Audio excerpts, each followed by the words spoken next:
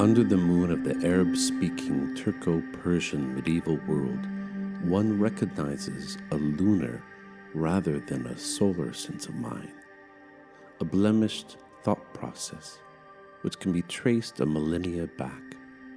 The one person who harbored the moon, prototyped it, and turned it from affect into techne was Ibn al-Mukhana.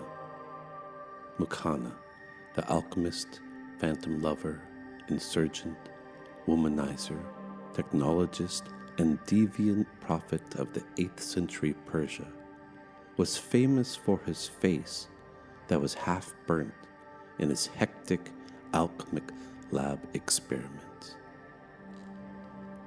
He operated in the pastoral revolutionary imagination of Central Asia and rode the new death-steeped anti-Islamism that was spreading in Transoxiana at his time.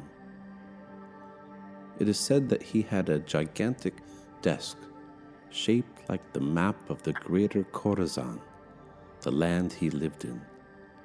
Transoxiana itself is sometimes referred to as the Greater Khorasan. It was a geographical vast table of difference where the new Persian tongue and zoomorphic sensibilities were being developed between two unruly rivers, Amudarya and Siradarya. Through the adjacency of languages and metallurgical talents, it was a golden age of alchemy and shape-shifting animals.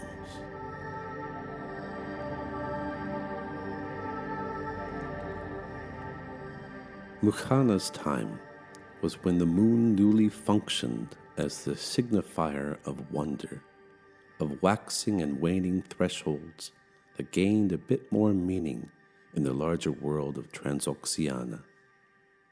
To wonder about the moon was to undergo a transgression with celestial hydraulics, to make models of what is nature up to in the inseparability of observational astrology and visceral phenomena. A witness to this is the word mahi, noted in the book Decadent Gardener by Sadi, the poet and the great describer of the Turco-Persian medieval cosmos at the end of the Seljuk dynasty 13th century. The word for fish in Old Pahlavi language, mahi, meaning maid of the moon, designates the moving reflection of the moon in the water. Unlike the Greeks, the elusive entity in Greek philosophy, eidos or phantom, was recognized and trusted as the reality. The moonlight came before the anatomical register.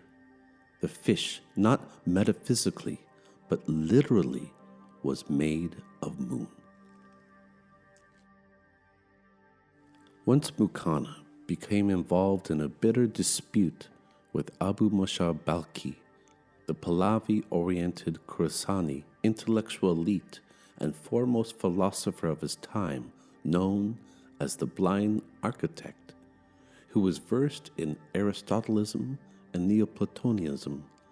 It was his confrontation with Abu Mashar Balkhi that convinced Mukhana of the need to study the moon in order to understand philosophical arguments. The writings of Abu Mashar became later the single most